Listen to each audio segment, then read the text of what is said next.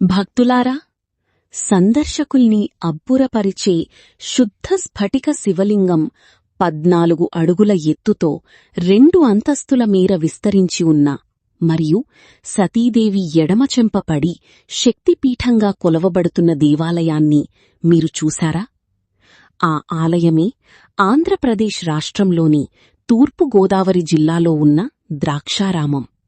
4 ప్రవేశద్వారాలతో నిర్మితమైన ఈ ఆలయంలో గర్భగుడి 2 అంతస్తుల్లో ఉంటుంది. శుద్ధ స్ఫటిక శివలింగం 14 అడుగుల ఎత్తుతో 2 అంతస్తుల మీర విస్తరించి సందర్శకుల్ని అబ్బురపరుస్తుంది. భక్తులు మొదట పానవట్టంలో సగభాగాన్ని పూజించి అక్కడే ప్రదక్షిణ పూర్తి చేసుకుని ఆ తర్వాత మెట్లెక్కి 2 అంతస్తుకు చేరుకుంటారు. స్వామి దర్శనం తర్వాత ఈ ప్రాంగణంలోని అష్టాదశ శక్తిపీఠాల్లో ఒకటైన మాణిక్యాంబను పూజిస్తారు. అలాగే కాలభైరవ ఆలయం, త్రికూట ఆలయం, సోమవారం మండపం, రాతి స్తంభాలతో నిర్మించిన బీడా మండపం, అలనాటి శాస్త్ర పరిజ్ఞానానికి నిదర్శనంగా నిలిచిన నమూనా ఆలయం, ఊయల మండపం, వసంత మండపం కూడా భక్తులను ఆకట్టుకుంటాయి.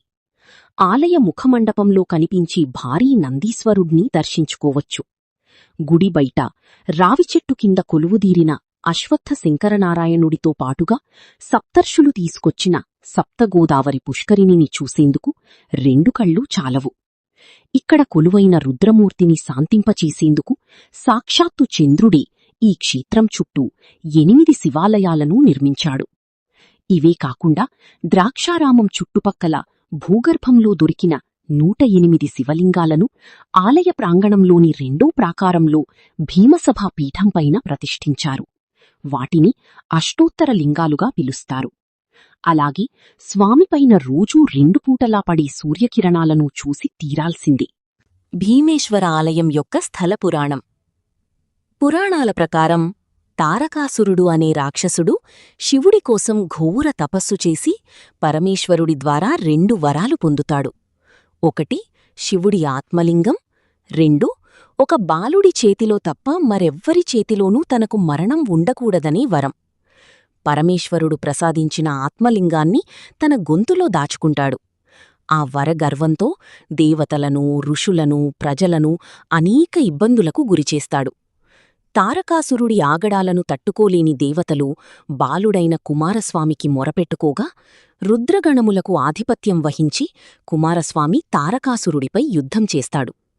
ఆత్మలింగాన్ని ఛేదిస్తేనే తారకాసురుణ్ణి వధించడం సాధ్యపడుతుందని తెలుసుకుని తారకాసురుని గొంతులో బాణాన్ని ప్రయోగిస్తాడు. దీంతో ఆత్మలింగం 5 ముక్కలుగా చెదిరిపడి తారకాసురుడు మరణిస్తాడు. భూమిపై 5 ముక్కలుగా పడిన ఆత్మలింగాలను అవి ఎక్కడ పడ్డాయో ఆయా ప్రదేశాలలో కుమారస్వామి, ఇతర దేవతలు ప్రతిష్ఠించారు. అవి ద్రాక్షారామం సహా ఆంధ్రప్రదేశ్ రాష్ట్రంలో ఉన్న పంచారామక్షేత్రాలు. చాళుక్య రాజైన భీముడు ద్రాక్షారామం ఆలయాన్ని నిర్మించడంతో దీనిని భీమేశ్వర ఆలయంగా పిలుస్తారు. మాణిక్యాంబ శక్తిపీఠం. మహాశివుని ఆత్మలింగంతో పాటు అష్టాదశ శక్తిపీఠాల్లో ఒకటైన మాణిక్యాంబ అమ్మవారు ద్రాక్షారామంలో భక్తులకు దర్శనమిస్తారు.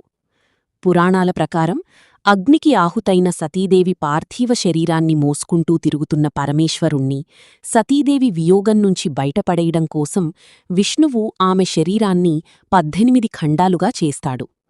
ఆ శరీర అవయవాలే దేశంలో 18 చోట్ల శక్తిపీఠాలుగా అవతరించినట్లు చెబుతారు. సతీదేవి ఎడమచెంప ఇక్కడ పడినందున ఈ క్షేత్రం శక్తిపీఠంగా వెలిసింది. మహాశివరాత్రి, కార్తీక ఉత్సవాలతో పాటు ఏడాది పొడవునా నిర్వహించే విశేష పూజల్లో పాల్గొనేందుకు 2 రాష్ట్రాల నుంచి వేలాది భక్తులు ఇక్కడకొస్తారు.